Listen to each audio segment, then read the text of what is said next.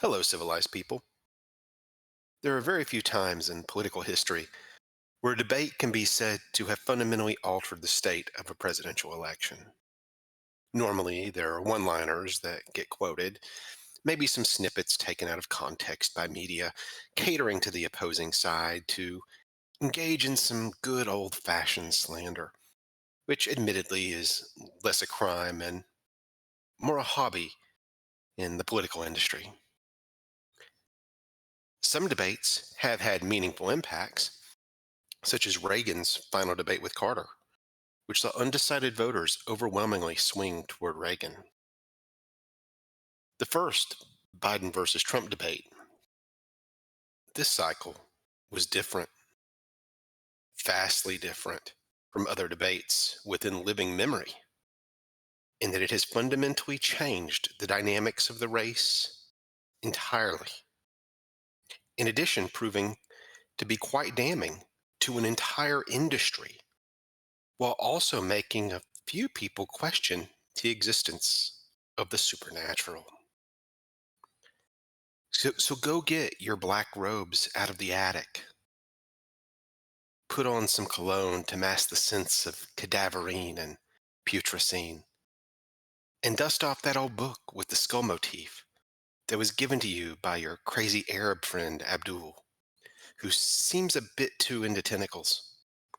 Because today, on the Goss and Rome podcast, we are going to be talking about the first presidential debate of the 2024 presidential cycle, and whether or not the DNC has now started employing necromancers.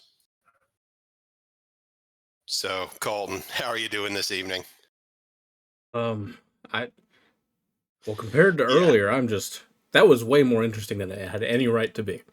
that that was that was without question in my eyes like, and we've said it before on here. There are debates that don't matter, and I did not think this one would move the needle that much. I did not think it would move it that much. But I don't think it's going to move the needle on where voters are. I think it's going to move the needle, though, on, well, not even moving a needle, I guess. I think it's going to basically make some very real changes to this cycle that some people may like, some people may hate, and I don't really know how that will. I don't know the fallout of that. Um, so, for those of you listening, um, first off, let's just go over this. We'll go over the winners and losers, and we'll talk about well, we'll talk about one of these at the end of this list. But first off, I'm about to eat some crow here because one of the biggest winners of tonight was CNN. Yep. Yeah, not first off, that debate format was fantastic. It was absolutely fantastic. That was the best debate I think I have seen in my lifetime. And Well, credit where it's due. let's Like, not give the credit to the content, but to the format. it's to the format, yes. What was done there was done very, very well. Uh, it kept things, if not on topic, at least organized. Um, and much to my surprise, there was not all that much in the way of perceived bias by the moderators, which that would actually shocked me, given the fact that, in what Tapper has been the one to compare Trump to that aforementioned Austrian painter from our last video 3 times in as many months on national television. So, the fact that that was not worn on their sleeves tonight was actually pretty impressive. I think Biden invoked the Austrian painter like 4 times, and the moderators did not at all. I know. Godwin's law. But So on that end, congratulations, CNN. You absolutely shattered my expectations. And like, if they would run debates like this, I would gladly watch them, because I'm not going to say it was informative, but it did what a debate needed to do, and the moderators did what they needed to do. Nothing more, nothing less. And that was fantastic. So well done. Like, I am still sort of dumbfounded at that. Should we mention that we are maybe an hour and a half removed from the debate? Yeah, we're recording this about an hour after the debate ended. We wanted to, see what the media spin on things was, to sort of get an idea of what people were talking about, what was being pushed, and what the inevitable swarm of bots that were going to be launched on Any form of the social social media, media. Yeah. any form of social media was going to be bantering about, um, all of which are in tools of the industry. And we watched it. We have, seen what was talked about on a number of networks. We have seen what we saw with our own eyes. And yeah, well, boy. So the next winner of this debate is Donald Trump, and part of that comes from the fact that with most of these debates, the first 30-40 minutes is the most watched, and Trump was on point for the first part of this debate, very on point. Uh, Anyone that might have thought that he lacked discipline would have been very shocked with the Donald Trump they saw in the first half of this debate. Would you agree with that? Yeah, definitely. Like, front end of the debate, Trump was very on point with that.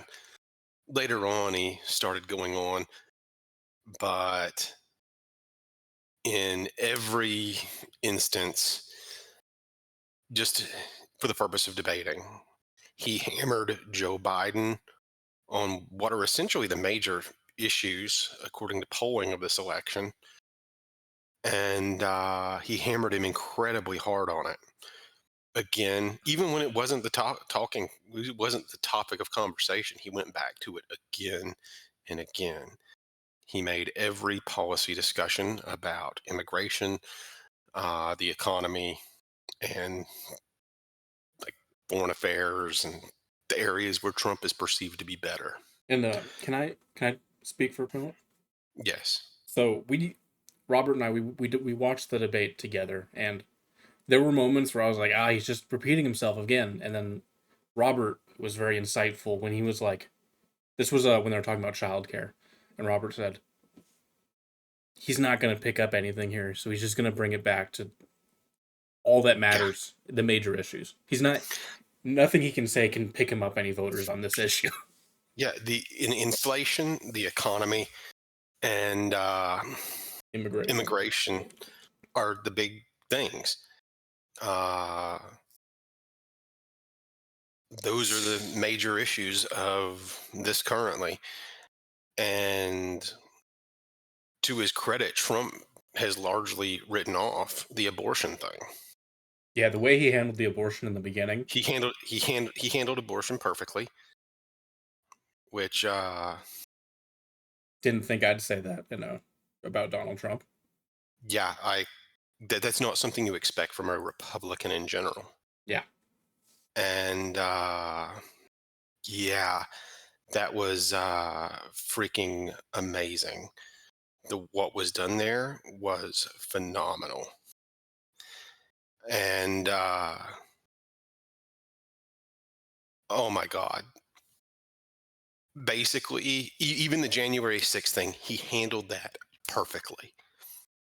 When asked about January 6th, his response was basically, well, as I recall, on January 6th, you didn't have, a 20% increase in the price of groceries. As I recall, about January 26th, you didn't have war in Israel and in Ukraine. As I recall, like, he went on about the topics where he was winning, and he hammered that.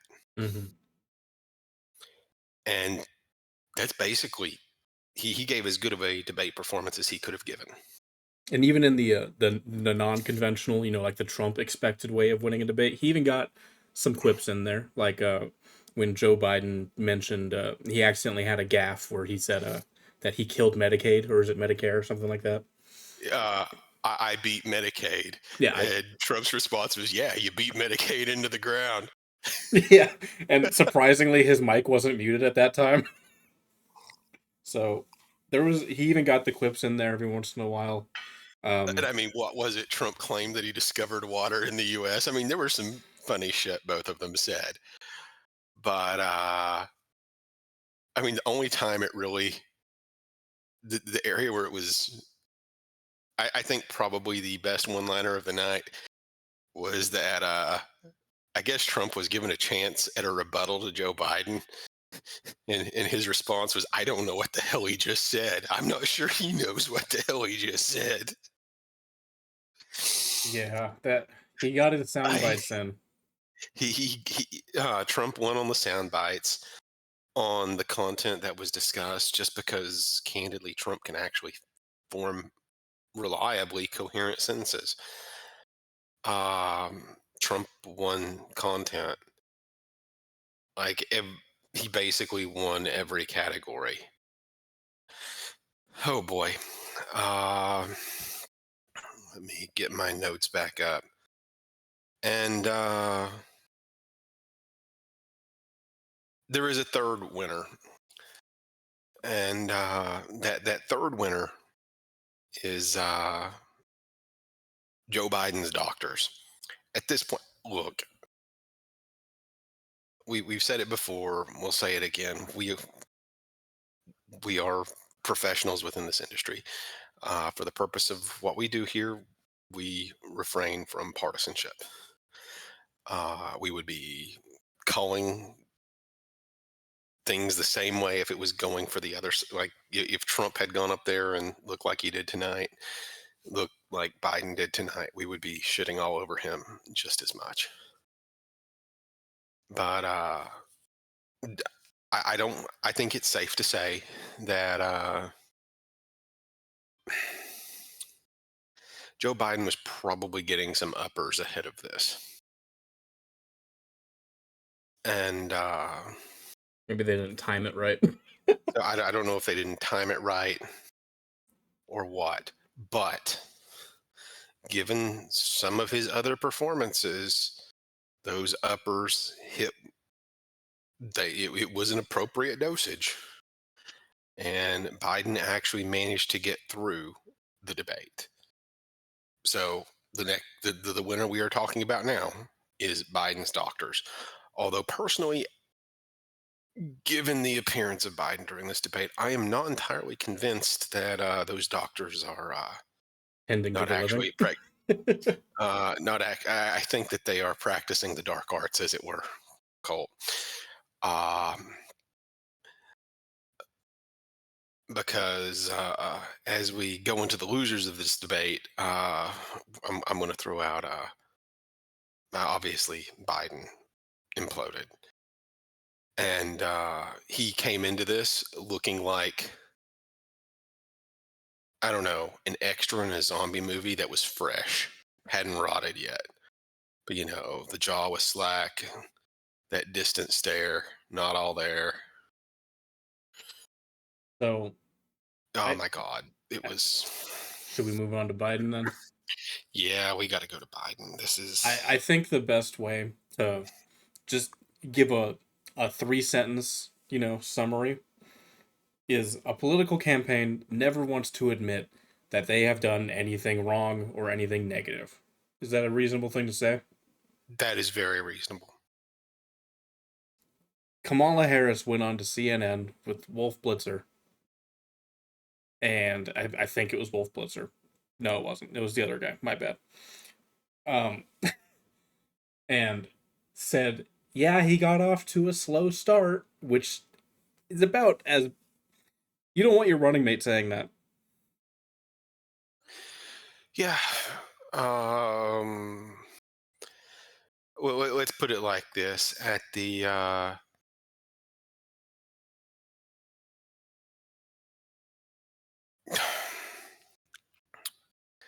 and this kind of hurts to say, but I'm actually just going to throw this out. I was going to save this for a little bit later, but following Biden's debate performance, and even with just what is being said by notable Democrats across the country, Democrats can make a case that Trump shouldn't be president. But at this point, you can't make a case that Biden can be president. And that's sort of what we're seeing from a lot of Democratic officials right now. His performance was so bad that following the debate, most of the people that had gone there to act as his surrogates actually didn't bother serving as surrogates when talking to the media. Excuse me. The only, from what I understand, the only ones that really came out were Raphael Warnock, who is a legislator from Georgia, and Gavin Newsom. The others, to my understanding, pretty much just didn't anything. And yeah,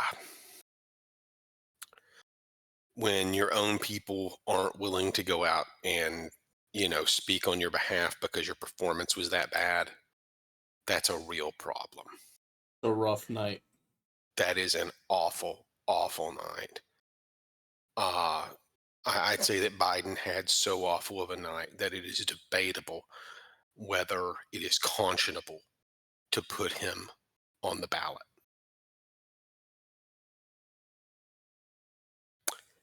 But the other loser, and I think this has to be said, is that it is now abundantly obvious that Joe Biden is not fit to serve as the president of the United States.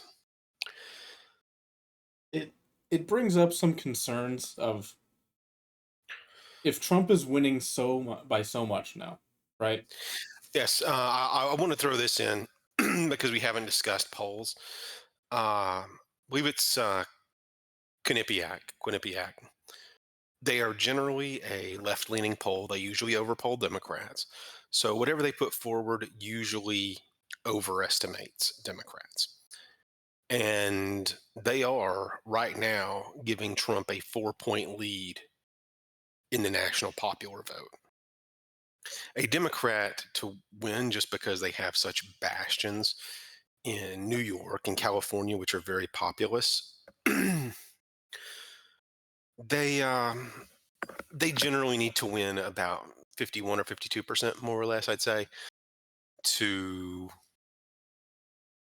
win the presidency. A Republican being up by that number, that's a bloodbath. It's doomsday right there for that.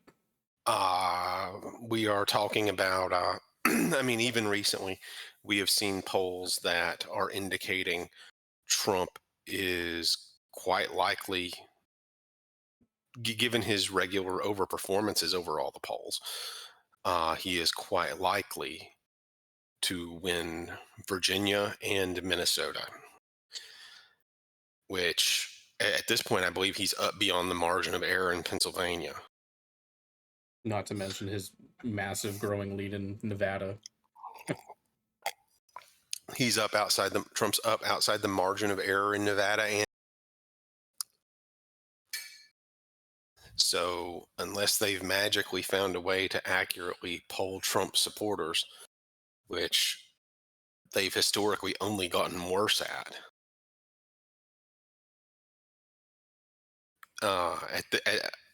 like if Biden's the candidate, Biden's going to lose.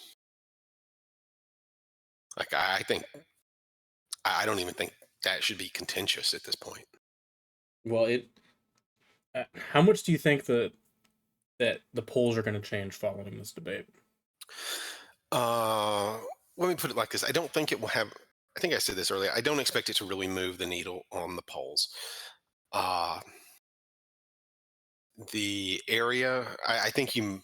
I don't think it'll affect Trump. I think you might see some Biden voters vote third party because if their guy is going to lose anyway, which I think a lot of people are sort of expecting now, barring a change of candidate, which we'll also discuss, that is just fundamentally terrible uh, for them.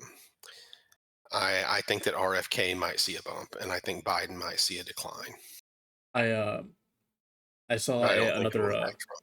like commentator saying this, that they kind of likened it to if it's really like snowing and awful that day, or they're sick, Yeah, they're just with that amount of enthusiasm, they're just not gonna go. Like yeah, before, you could probably get about maybe. because Biden was not a popular candidate. Trump was just unpopular, and right now, well, Trump's more popular than Biden, and with the current ticket. And even Trump's own campaign ads are basically saying a vote for Biden is a vote for Harris because there's no way Joe Biden would make it through another 4 years. Again, that shouldn't even be a contentious statement at this point. He is not there. And I don't know who is acting as president right now, but I think it's safe to say it's not Joe Biden. But that being said, Kamala Harris is even less popular than Joe Biden. Biden's approval rating is underwater by 20 points. Trump is underwater by 6. That's a big difference. And Kamala is even lower than Biden. She is not well liked. She might be the least popular public official in the country right now. She might be. That currently holds office. It is just stunning. But the other loser that we kind of have to throw out is the public perception of the United States internationally. There is no foreign entity that could have watched this debate and said, wow, the president of the United States is a competent human being. They seem to have all their mental faculties. That's kind of what I was getting at earlier, is that it this kind of cements that feeling that Trump is in the lead, right? And if that's Joe Biden, potentially on uppers, then they should If probably that's, do whatever they need to do while the getting's good. yeah. Uh, because if Joe Biden, I mean, we'll go into what it would take to get him down in a minute. But where is it? Uh, I mean, it was somebody on Twitter said, I think the idea that Joe would be on some kind of amphetamine has been thoroughly debunked. To which the top response is, please get him on something immediately. Yeah. Get him on all the things for the love of democracy. It was they, they were real confident going into this one, I'm not gonna lie. Kind of They real. were that was a hell of a reality check. I mean, he stumbled over himself a bit less than I imagined he would. Joe Biden has never been a good public speaker throughout his entire political career. And yeah, this is no, this, like, at this point, I think whoever is responsible should be put on trial for senior abuse. And good God, that is horrible. Now, so moving along, talking about the debate format for a minute. Again, eating crow, that was fantastic. That was wonderful. That should be a standard debate format moving forward. That was great. Really, really great. I can't believe I'm coming out of this saying that. Um, the only instance of perceived bias was that during a couple of Joe's special ramblings, was that he was apparently muted, and on that end, I don't have a timer. I wasn't counting time to know how much time he had, whether they were muting him, because he was out of time, or muting him to stop him from embarrassing himself. So I don't want to speak out of turn and say with absolute certainty that that was a thing that happened to benefit Biden, but I also can't refute that it didn't happen. But I've already started to see some complaints about that from the right. Which, do you have any thoughts on that one, Colton? I, no, it was fairly, very fairly moderated. Honestly, there's only I, it. Yeah, it. I have no did you complaints. go? Did you go into this even thinking that would be the case? So after we recorded the initial like debate primer, Hmm. I went and looked around on the internet to see what other kind of people were saying, and the consensus was that they wouldn't be too crazy because they like the kind of joke among the right wing people was that they wouldn't want to embarrass themselves for how like an ailing man, right? It'd be one thing to like spring up a Gavin Newsom with with being totally biased, Yeah. but and they were largely correct. Is that no, they're gonna try and preserve their careers so that they can keep reporting on this for the next 4 years, rather than you know Yes. toss it all up on the line tonight. Yeah. So yeah, I don't have any problems with the way it was done. Um, I didn't think CNN could gain credibility, but I think they might have gotten a smidge. I think they might have gotten a smidge. I I think, in my opinion, this is only my opinion. This isn't like as a professional. It's just I think they gained more credibility in the freak out afterwards because they were just being honest. Yeah. Following this, I think we'll just go ahead and say it. Right now, as we speak, every major media outlet on the left is essentially talking about we need to replace Joe Biden. We need to replace Joe Biden yesterday. What can we do to replace Joe Biden? How can we replace Joe Biden? Joe Biden will lose in November. And yeah, that's a thing that can happen. So, to get into that, the Democratic Party has a few mechanisms. Well, both parties do. But the easiest way, what is it, 13th Amendment for removing somebody from office that is no longer all there? 15th, I can't I remember thought it was offhand. 25th. 25th, okay. It's got two digits. That's all I really remember. I'm just throwing out numbers it's late. But we'll go with the fact that it's the 25th. We may or may not be right or wrong. It's a little too late for us to bother looking into it too much. But rest assured, there is an amendment that affords, I believe it's the cabinet, the president's cabinet, the ability to remove the president from office if they are no longer mentally fit. And I think it's safe to say that last night, in just given the view of the public, is something they can do. But that comes up with another problem. What happens if Joe Biden is removed from office? Then you now have to deal with Kamala Harris.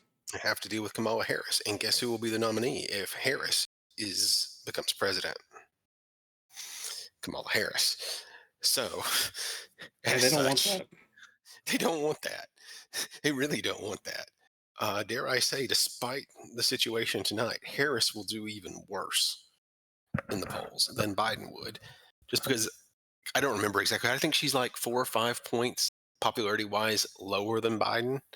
It's like 25% of the population, you know, are okay with her. You Like know, even it, half of her party, even half of her party are like, no, fuck this. Um, say what you want about Joe Biden and his policies, but at least he's sympathetic. yeah. Um, Doesn't feel good watching him out there. it doesn't. Oh my God. That was the most painful thing I think I've ever watched. Like, I don't know, like watching a crippled puppy or something. Oof. Those feels, man. Uh, When your friend has a really old dog that walks in the room. yeah. Oh, there he is. And and just so you know, the debate, we've got to throw this out. The debate actually, got quite a bit worse. Because I guess we've got to talk about the other bit of the debate that was just as bad for Biden, which was not actually part of the debate. Following the debate itself,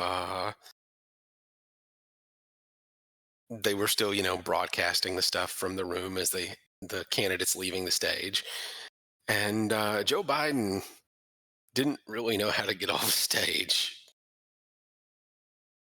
And recently, there have been a lot of talk about, oh, at this point, like, what is it? You got NBC, MSNBC, CNN, ABC, all virtually most media outlets, with the exception of Fox, do have a very real left leaning slant.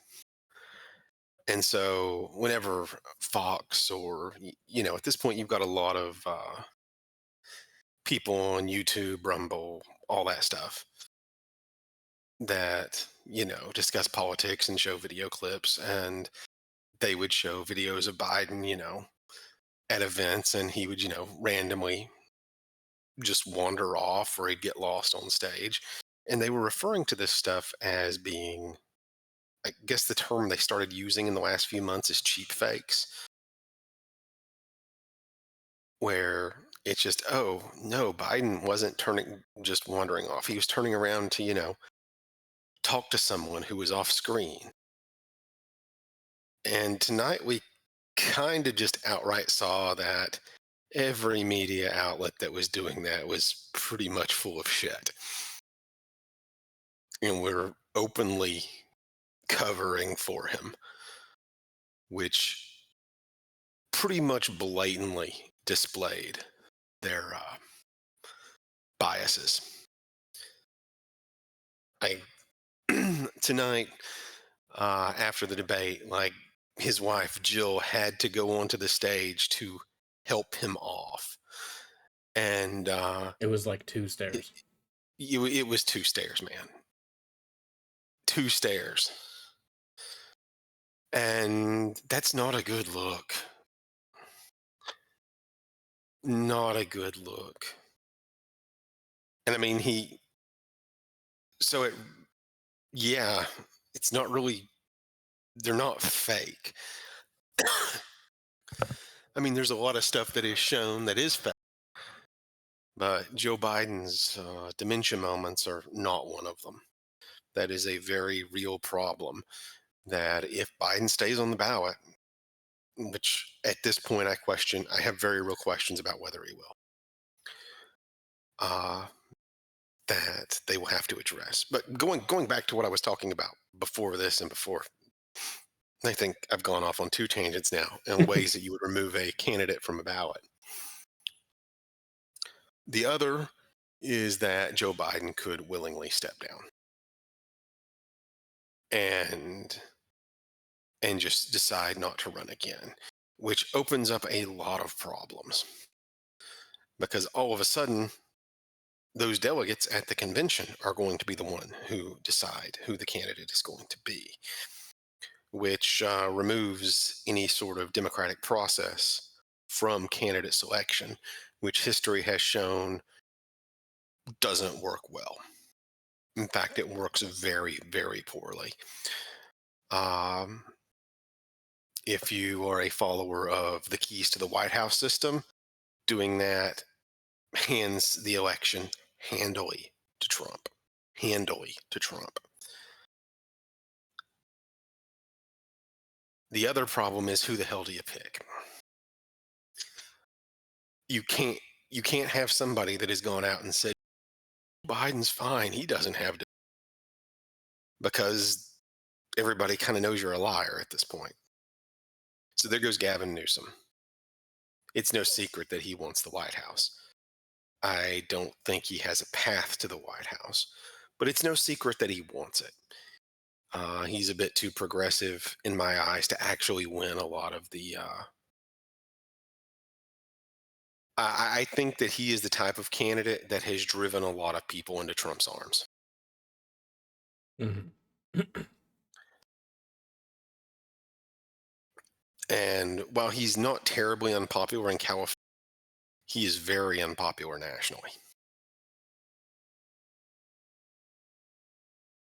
You can't have a Kamala Harris, but do you really? But imagine the absolute shitstorm that would happen if you have Kamala Harris as the heir apparent, and then they pass over a black woman for another white guy among the progressive wing of the Democratic Party. Sweet mother of Christ. Cities will burn, Colton. Cities will burn. Well, no, I think after the showing tonight, maybe they just have to take this loss on the chin and try to, fund all of the smaller elections that they can to try and, you know, Well, have a showing in the House and Senate to block whatever Trump wants to do. at this point, I think they've lost both the House and the Senate. I don't think either of those are up for grabs. The Senate is a very easy grab for them because I think there is three Democratic senators in states that Trump will win by 10 points or more, which means they're gone. And that puts the Republicans, I believe, at 51 with those three. And then the Republicans also appear to be overperforming in Virginia. And there is a very real chance that Trump could choose Youngkin as a running mate. And Youngkin is very popular in Virginia. Youngkin could very well make Virginia go red. In fact, I would say with a degree of confidence that if Youngkin was Trump's running mate, he would probably win Virginia. Or if nothing else, it would be less than a 1-point race. Just because, and I don't think it would be a bad choice either. Just because Youngkin is much more he's much more grounded than Trump. He's not quite as bombastic, but still, going back to the topic of how to remove a candidate, because I keep getting off on random subjects with this. The other option that the Democratic Party has, we have to look back to 2016 when everybody was talking about, super delegates, which are delegates that show up to the convention unbound and can generally just vote for whoever the hell they want. The problem is that I think at this point, Biden has enough bound delegates. And this is a case where Biden wants to continue to run, but the party doesn't want him to run. But delegates that are bound are required, usually for a certain number of rounds of voting, to vote for the candidate they are bound to. And I am almost positive that where Biden has essentially won all of the delegates for the Democratic primary, outside of, the one territory he lost and like a few here and there for none of the above. I think Biden automatically has it in the bag. He Just because those delegates have to vote for him on the first round. So I don't think they can forcibly remove him at the convention. The other tidbit in all of this is that the other than that, I'm not sure if the DNC at this point can change their bylaws to require something that Biden would have to do in order to prove that he is able to fulfill the role he is running for. But if that were possible, that could be another way to remove him by essentially disqualifying him through the party's own internal structure and internal bylaws. But I don't think that that happens. I doubt they have that on the books now, and I actually don't think they can change it until after the convention, because the nominee is usually the one who rules over that discussion. So at this point, it doesn't look like there's a happy way out of this for the Democratic Party. Nope. Yeah. Oh boy.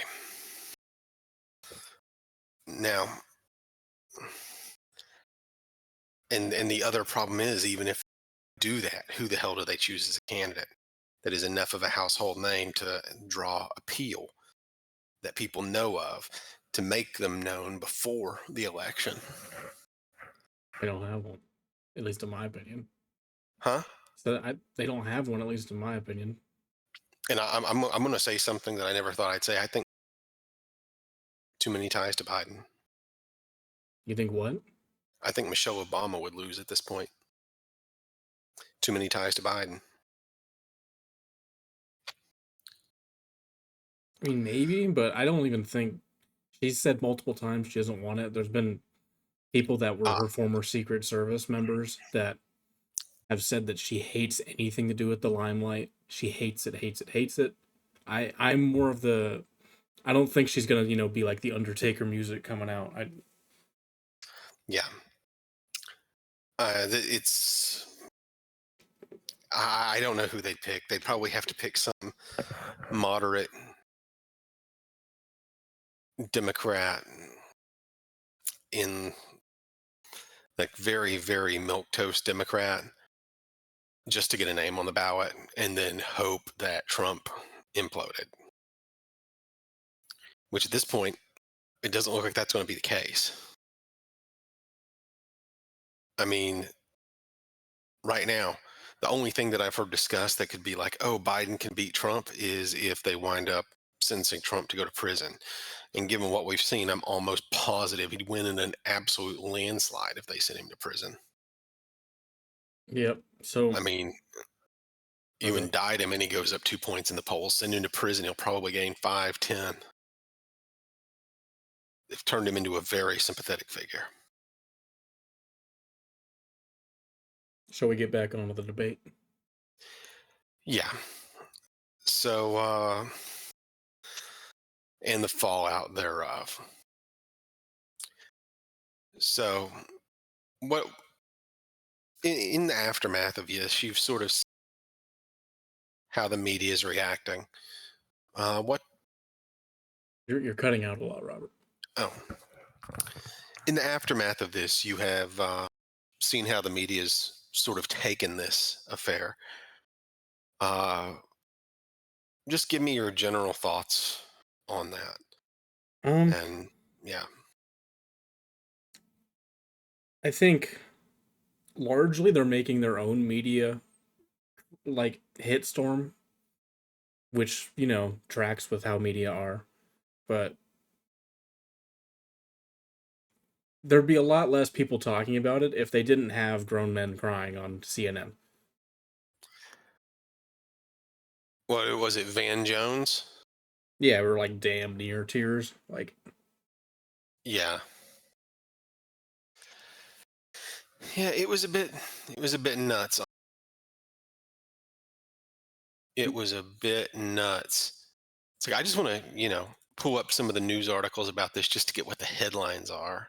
they're apocalyptic. There's no sense to Eh, them. Uh,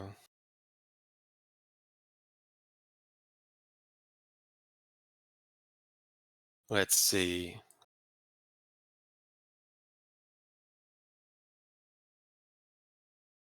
A disaster so far.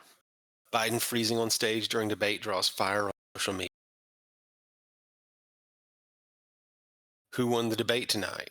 Not Trump and not Biden. That's MSNBC. I hate to tell MSNBC, but this did nothing to move the needle, and Trump's winning, which means that Trump won. Uh, Biden went out there and imploded. Like, yeah. Biden debate performance. Biden debate performance a nightmare for Democrats. Biden loses train of thought and corrects himself repeatedly in debate with Trump. Biden debate. His rambling answers on abortion were telling. Biden's biggest weakness, his age, on full display at debate. A debate disaster for Joe Biden. Like and these are largely outlets that are friendly toward Biden.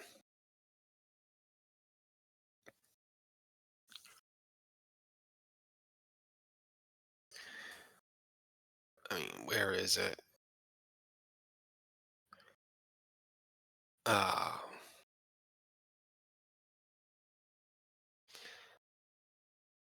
yeah, it's nuts. Although I think that I think one of the most humorous aspects of the debate was Biden claiming he was endorsed by Border Control. And border control saying, But yeah, see if you can find that tweet because that was hysterical. yeah. 1 second. To So be yeah, clear, we never have and never will endorse Biden. yes, pretty much that. That was like a real time from Border Patrol. Uh,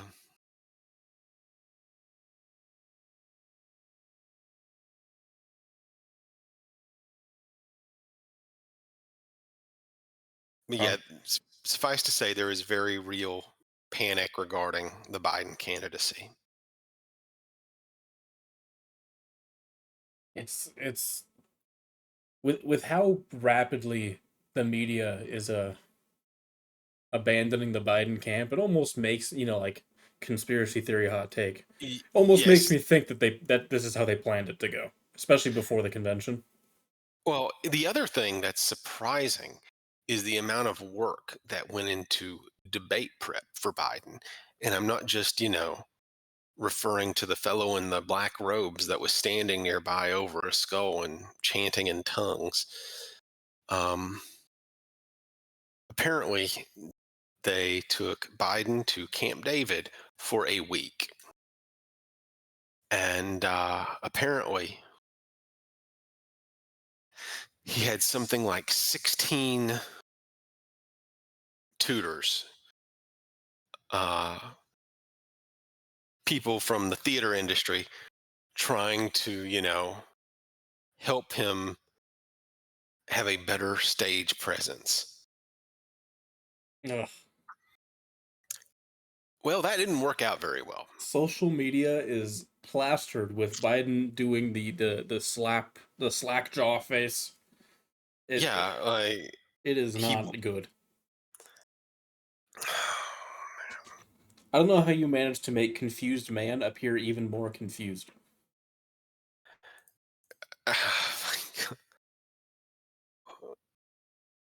Right. So, Colton, right now, theoretically, you are with the DNC. What do you do? What do Pivot you do? pivot all money towards Congress and Senate. That's it. There's no point funding the Biden election. It is 100% wasted money. It is. I mean, what do you advise them to do though, other than that? Sure, like, is there anything that comes to mind?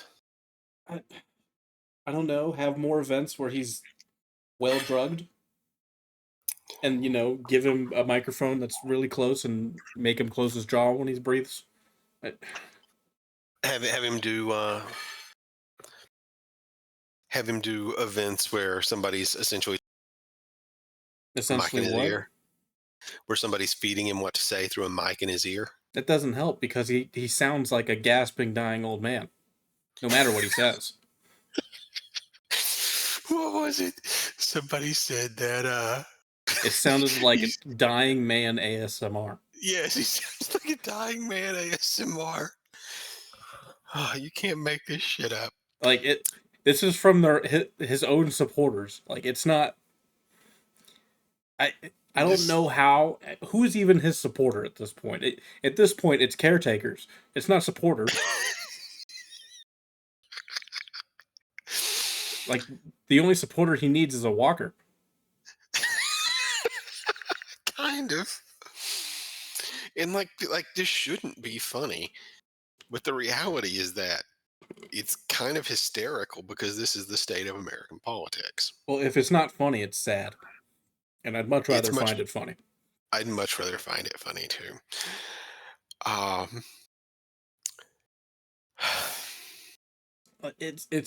It's unbelievable to me that simultaneously this is the Democrats' best option, and then also simultaneously this is the Democrats' best option.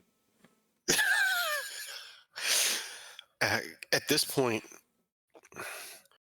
if the Democrats switch candidates, they are going to likely among I'd say the donor class of Democrats probably really likes Biden because he's moderate and they certainly don't want progressives. They just, if it were a And couple weeks ago, I'd say trot out Jimmy Carter. try to get him back for a second term. Yeah, but You know what? Maybe that'll do. I mean, they already have certified necromancers at work. I mean, he's still alive. He's not. What? Jimmy Carter's not alive. Did he pass away? Yeah. No, he didn't. When did he die? Oh, never mind. It's his wife. Yeah, his wife passed away. But yeah, he's still kicking. No, yeah, get Jimmy Carter. He's got experience. He's got experience losing elections in spectacular fashion. I mean, if anybody needs a fall guy right now, it's the Democratic Party. They do. They do. And they don't have anybody to step in.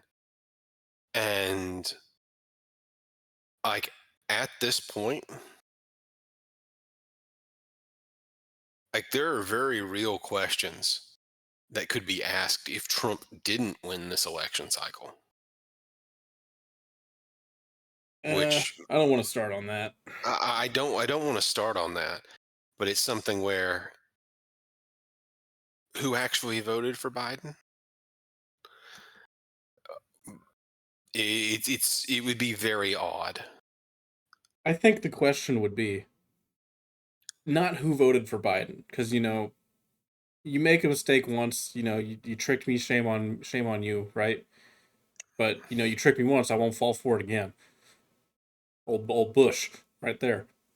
Who votes for Biden a second time in this scenario? Yeah. Um like yeah. I mean, I have to wonder if the Democratic Party doesn't, if he doesn't step down, Maybe they just, promote RFK. Sure, that'd be an interesting option. I Invite him to mean, the DNC convention. Oh, he'd piss off a lot of people. But at the same point, who the hell else do they have? I mean, at least RFK, I believe, has a higher popularity rating than does. And he's already sort of ticket splitting between himself, rather progressive VP pick, which is probably more marketable to your average Democrat than is Kamala Harris. I mean, if I was advising the DNC right now, the first thing I'm telling them to do is is keep Biden on the ballot. It sucks. You're probably going to lose. But if you're going to have any chance at all, you swap out Kamala as a VP pick and you essentially run with your top of the ticket. can you repeat that? You essentially go in, you replace Kamala. Then after the convention, you have Biden step down so that the VP pick becomes the presidential candidate, which I have to assume would be how that would work. So that you're trying to convince the public to vote for that VP pick, knowing that they will presumably become president very rapidly. But I don't know who they would choose as that VP pick. I mean, I've heard talk that they might go with a Hillary because clearly, Kamala Harris isn't unpopular enough. That I don't. I'm gonna question your sources there because I don't. I pray and I hope whoever's making that decision is not that level Paid? of brain dead. I hope they're not paid. Yeah, that's if that were the case, that you you, you guys thought you were getting a 2020 revamped? No, 2016 revamped. We're getting 2020 and 2016 both at the same time. Oh, that's a painful proposition. Although at this point, I think I have a strong guess about who Trump's running will be, and it's not Glenn Youngkin. I'd say it's possible, but I actually think he's going to go with Doug Burgum. Oh, I was gonna. I don't know. I have no reason for it. I just want it to be Byron Donalds, just so they can put on the sign, the Donalds. Yeah. The downside, though, is they're both from Florida, so no chance. Who cares about that law? Yeah. Laws are overrated. I mean, judging from that debate we just had, yes. Yeah. I like how many times Trump was up there and he just went, "Why are we even having this debate?" He's like, compare the country to how you were 3 years ago versus how it is now. I mean, and here is kind of the amazing thing. And as wild as it may seem, Donald Trump was probably the best possible candidate that the Republicans could put forward as far as winning an election. The reason being is that, if you had a Nikki Haley, like obviously a lot of the polls were showing, oh, Haley could beat Biden. Oh, DeSantis could beat Biden. The reality is that those numbers are always very optimistic until, the scandals come out, until this, that, and the other. And then all of a sudden they decline. Mm-hmm. And sweet Christ. I don't think that I ever believed Haley could win the presidency. I never saw that as being a thing. DeSantis possibly, but Haley had no shot. There is a reason why the Republicans who share the ideology of her wing of that party are they've largely gone the way of the dodo in the wake of the rise of Orange Man. But Trump, what else can they throw at him? What else can you throw at Trump? And the reality is that there's not much left. He has, they tried to get him with the whole Russia collusion thing.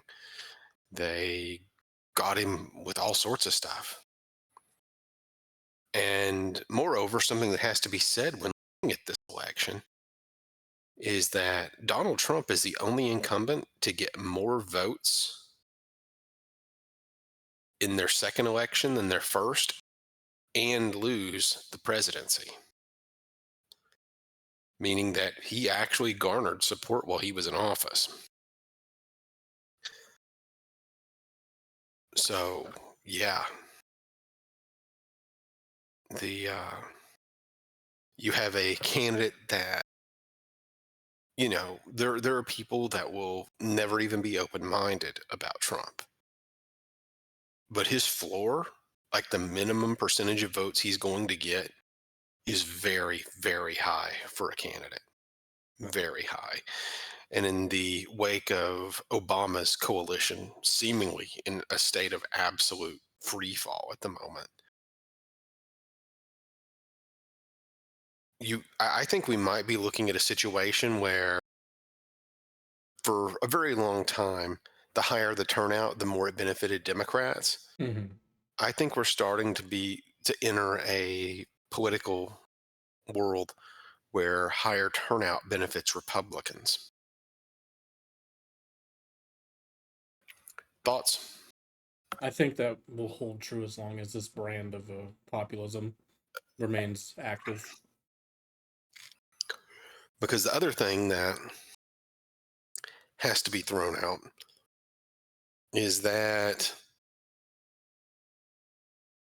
Georgia was veering Republican for a while for presidentials, but the same signs that were showing it veering Republican until it went veering toward the Democratic Party until it hit in 2020. But the same sort of trends that we have seen that indicated that was a possibility seem to have reversed, meaning that is likely going to go back toward being more red. Meanwhile, though, we are seeing that Maine is starting to veer to the right. We are seeing Nevada veer very sharply to the right. Delaware, within our lifetimes, I believe, will be a swing state. Hell, not even just within our lifetimes, probably within the next 8 to 16 years. Just because it is gradually becoming more and more purple. Which is actually kind of healthy, all things considered. Even,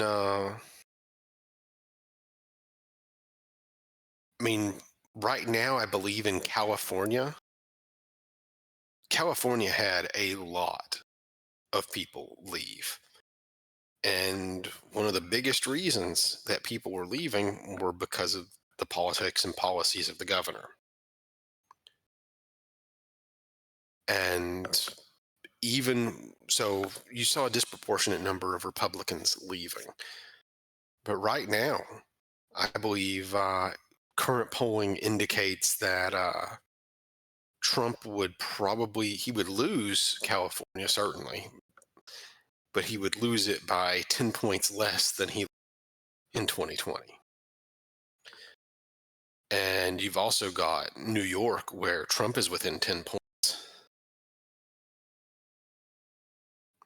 And right now, my own thoughts on this Mm-hmm. are that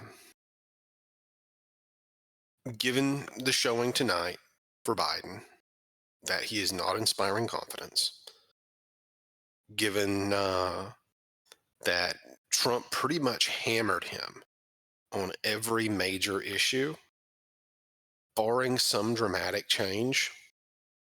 I think that the states that are currently being looked at normally as swing states, your Michigan, Wisconsin, your Pennsylvania. I think everywhere except for maybe New Hampshire goes Trump, and I think you are looking at New Mexico, Minnesota, and Virginia coming into question. That would be a huge shift in the landscape. Massive, massive shift.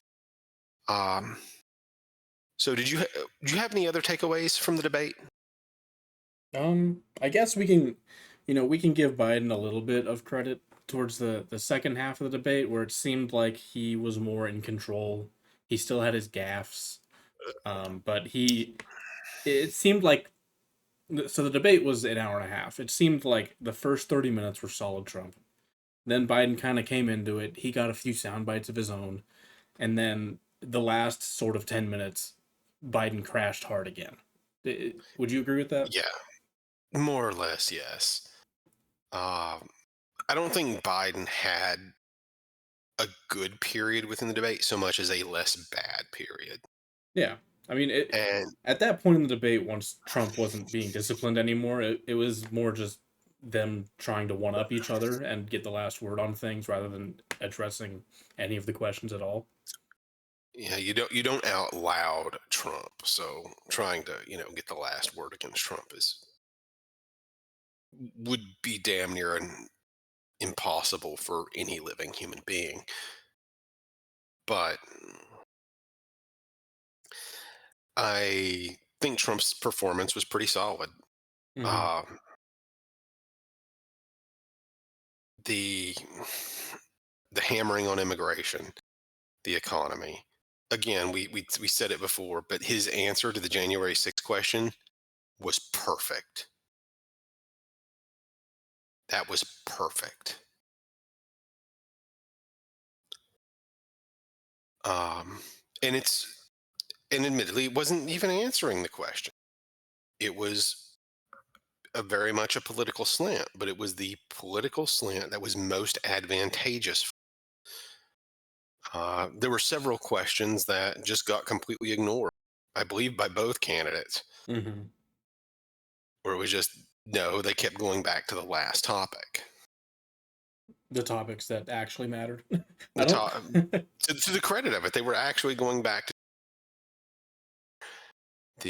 and I don't want to discount it. The only one that they seem to go back to a bit more was abortion, and I don't think that's in the top 10 topics for this cycle, but I think it's still relevant. In the same way that You mean the moderators kept going back to it, or the candidates? the candidates kept going back to it. I think they kept going. Maybe more Trump. I think Trump kept going back to the Russia Ukraine thing a lot more than Yeah. abortion. Yeah. Uh,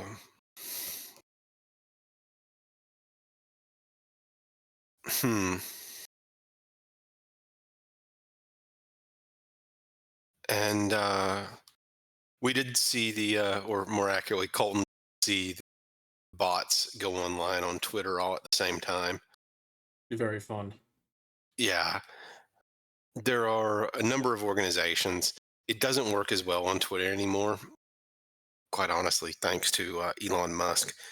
But one of the strategies, and much more so for Democrats and Republicans on this one, there are a lot of there are a lot of games that you play in the political world, and some of those are just providing a false sense of consensus.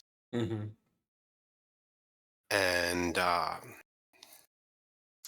mean, there are two that I'll throw out as being distinctly Democratic, and one is paid protesters to generally create a false idea of outrage at some general progressives. The other is the bot storm. I can't remember the name of the group. This was very large in 2016, Is it but they Share would have. Blue or Act Blue? Something like that. It might have been Act Blue, but they were very much known. Now, obviously, any group that does this wholeheartedly denies it. But they get a bunch of bots to go more or less post the same thing on, so that people see it and they're like, oh, my ideas are validated. Which, yeah, it's actually something that works. Yes, believe it or not, something that stupid can impact eventual election. Which, yeah, I mean, the best argument against democracy is the voters themselves. So, it's like, I don't know, playing Minecraft and leading the cow wherever the hell you want. Hmm. You can make somebody believe anything if they think there's a consensus around it. Um, but yeah, so there have been efforts to use the whole bot thing on Twitter already, which is kind of shocking considering how How apparently a blatant lot it of people, is. how it's incredibly blatant, and the fact that Musk has been far less tolerant of such things than were the previous owners. Which that actually brings in another thing. There is no way, absolutely no way, under the previous leadership of Twitter that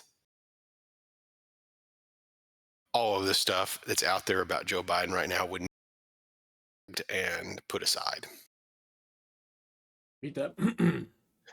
Um, All the stuff about Joe Biden. un- would have probably gotten what's the term they were using? Shadow banned, where if it appeared, then all of a sudden, it just wouldn't appear in people's feeds. Okay. I don't see that being a case now, but I think that was the case with old Twitter. And yeah, that's just, I think that sort of changed the dynamics of you. I certain, I know Musk has become somewhat contentious in this, but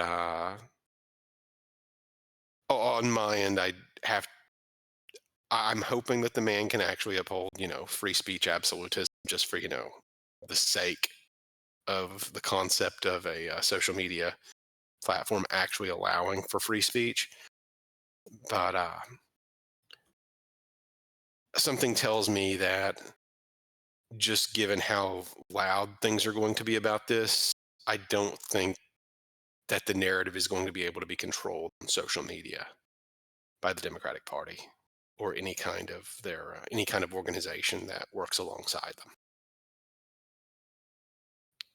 So the other aspect I think we need to go into is following this debate. How does this impact down ballot candidates for the Democratic Party? I mean, it's going to affect enthusiasm for sure. But if you can get people, into showing up, I think this is going to be a lot more of local elections, like I've been saying throughout this. It They're not going to be focusing on the Biden campaign anymore. This is even if they don't replace him, even if any, they're not spending that money on it. At least from the national convention point of view, they're not doing it. Yeah, if I were advising the NC place, but I think you also kind of have to acknowledge that you're going to take an L this year. Yeah. And instead of aggressively and wasting all your money, you have to sort of step back and work on a new coalition.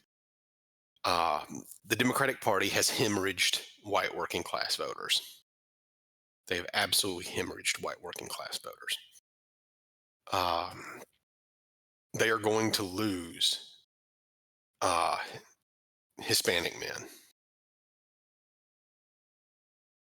They're well on the way to losing black men. That has been a dramatic shift. And in fact, that it appears, I think in our last on it, but Manchin has left the Democratic Party, which he's leaving office anyway. Hmm. But among moderates, Manchin was very well respected. Not much Uh, respect for moderates these days from their side of the aisle. Not much respect for moderates these days. On the Republican side, it's a bit more difficult because you you can have Manchin was much more moderate within, the traditional, well, I guess what has become the traditional, you know, I guess neoconservative, neoliberal. I'm not sure if those are grand terms for it, but they should, at least help you listening to know the groups we're talking about. But he sort of fell between the two, but a little bit left. And meanwhile, on the Republican side, it's not so much that Trump is far right as that Trump isn't a conservative, he's a populist. He's something else entirely different. Uh, Meanwhile, it doesn't really play with the left to populism doesn't really play with the left to right scale, or even really the up and down scale of more libertarian versus more authoritarian.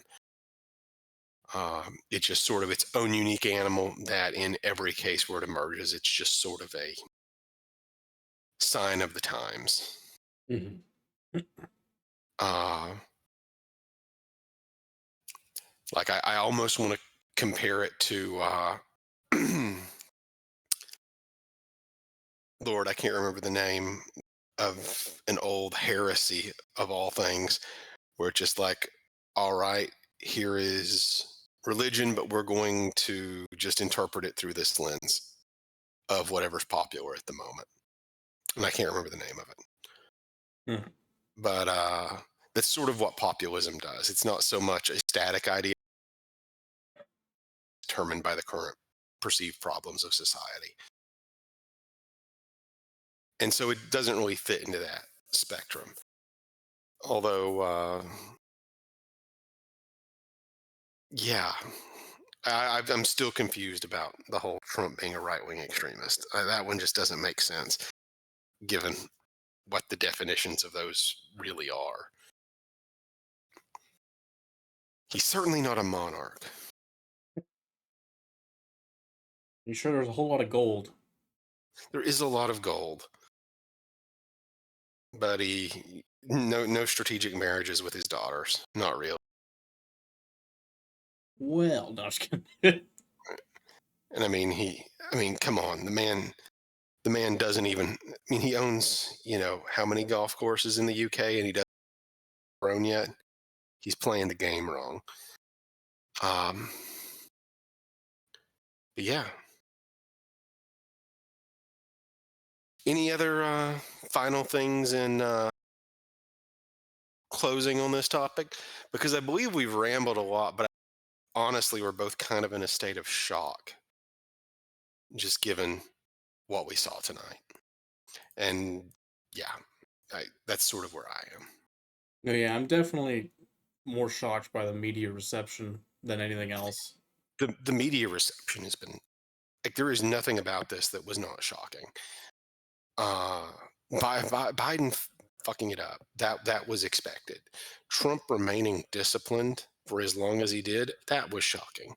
CNN not being overtly biased was shocking. That debate format being absolutely phenomenal was shocking. The absolute meltdown from the left wing media following the debate, I figured they'd try to spin it. No, Yeah, they're not even exactly. making an attempt. That's shocking. Um, I expected Joe Biden to go out there and screw shit up. I didn't expect him to go out there and look like a damned reanimated corpse.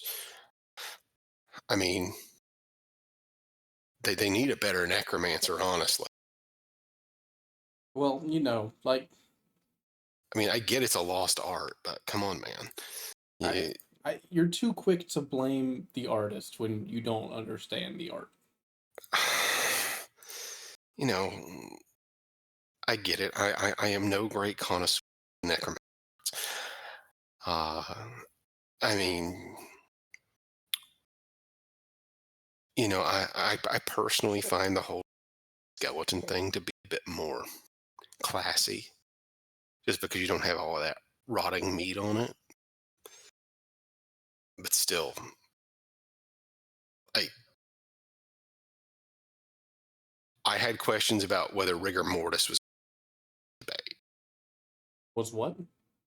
I had questions about whether rigor mortis was going to sit in mid debate. Well, I mean, his legs did look a little bit stiff. They did. They did. I shouldn't joke about that. Man. I mean, oh my God. When, when the takeaway, when one of the biggest criticisms levied on either candidate is, and Is what?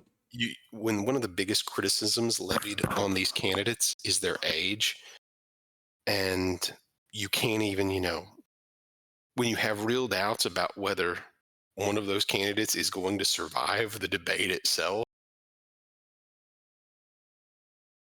Yeah, it's I don't know. It wasn't pretty, and it definitely none of it was expected. And it was far more interesting than it had any right to be. Anything else you think? It was far more interesting. And all right. So Colton, final takeaway from tonight. Final takeaway. We should revive the dark arts. Revive the dark arts. Um, my final takeaway is that, all my life I've, been excited to get old just so I can say offensive shit and people don't care. Now I'm looking forward to getting old, saying offensive shit and And running what? running for the presidency. What's more American than that? Exactly. So, well, I believe that about sums everything up. There's probably going to be 1,000 things we remember in the morning, but it's getting late for us. I'm pretty sure we are obviously exhausted. So, to those of you poor bastards still listening, thank you for doing so. Hopefully, you found us educational, and if not that, at least entertaining.